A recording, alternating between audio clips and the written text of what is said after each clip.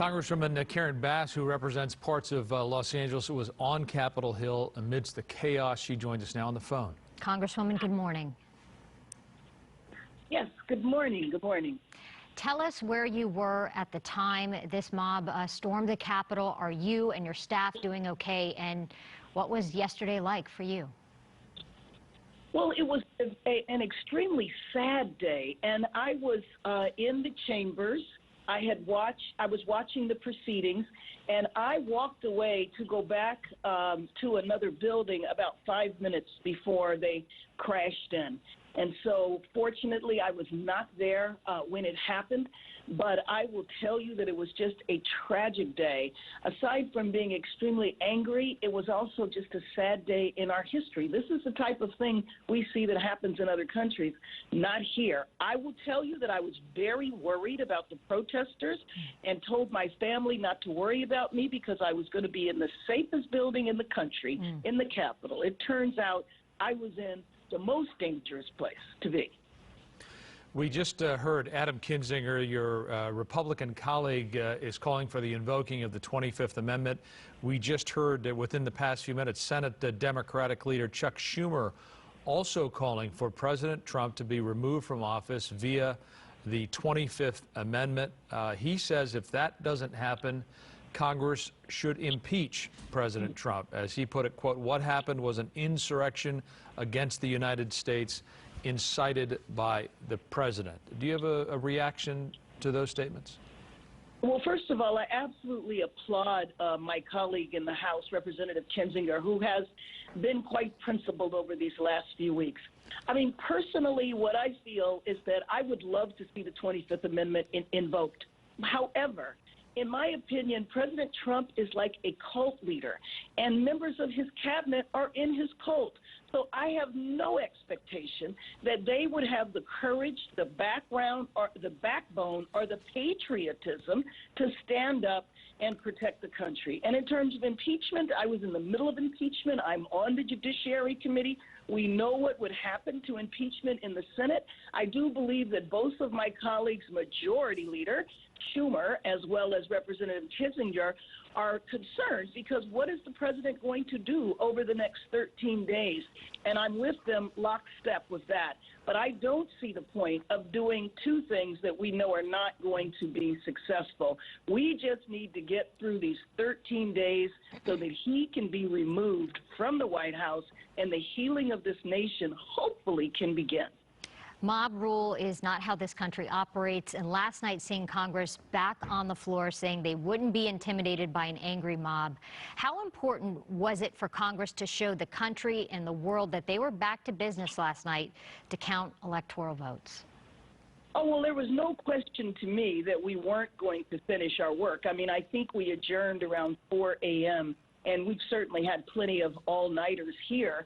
But, you know, I think it was important for the world to see that a group of criminals was not going to subvert the democracy that we have in this country, and that even a president who attempts to incite a riot, well, not attempts, he did incite a riot, but attempts to incite a coup will not be successful, and that we will stand strong. But I just can't help but saying the difference between how these protesters were received, how unprepared the Capitol was, versus how they have responded when it's a Black Lives Matter protest was just absolutely shocking. There are some who are suggesting that Republicans who carried out this false narrative of election fraud, whether it is the House Minority Leader Kevin McCarthy or our local Representative Mike Garcia, who said he was going to object to the electors, that there should be some accountability for them, including the Sacramento Bee, who's suggesting that they should even be brought up on charges. Do you have a thought about that? Well, I think if anybody's brought up on charges, it's the president, frankly. And then I think that the voters are the ones that should hold them accountable. So I don't know what kind of charges you would bring people up on because they were irresponsible in terms of saying that the election, you know, was not valid. So I don't know the point of that, but their voters should be the ones to determine that. And we see your tweet there with a picture of President Trump. I want to ask you about election integrity. 4 years ago, it was Russian interference. It made people doubt the results. 2020, it was false claims of widespread fraud. How do we get to a place where in 2024, we don't find ourselves back here again?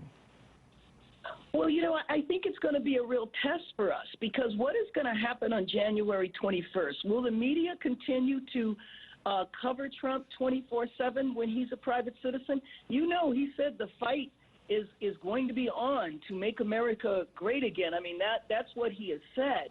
So I think that's going to be really important in terms of we have got to turn the page on this chapter of our history. We really do. I mean, the other thing about yesterday, that was a super spreader event.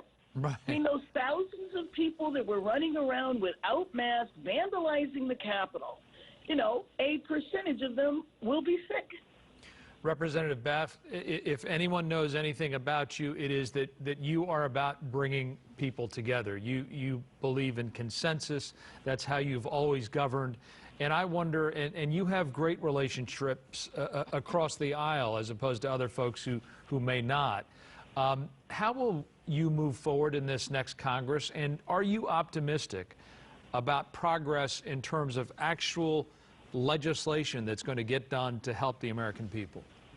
Oh, yeah, I really am optimistic, and I will tell you a couple of things. First and foremost, the news yesterday should have been about the fact that Democrats now control the Senate, and that Mitch McConnell will be minority leader, and those over 200 bills, bipartisan bills that have been sitting on his desk for the last 2 years, might actually be able to make it to President Biden's desk. So I feel very positive about our ability to govern, but I also feel positive about many of my Republican colleagues, because I think they want to be freed of this man also. And I think you will see more Adams step forward and step up. Now, I will tell you, I wish they would have been doing that all along, but so be it. I will be optimistic that they will be able to get to the business of governing as opposed to being intimidated by a bully. Congresswoman Karen Bass, we really appreciate your time and being with us this morning. We're glad to hear you and those you were with yesterday are doing well. Thank you so much. Thank you.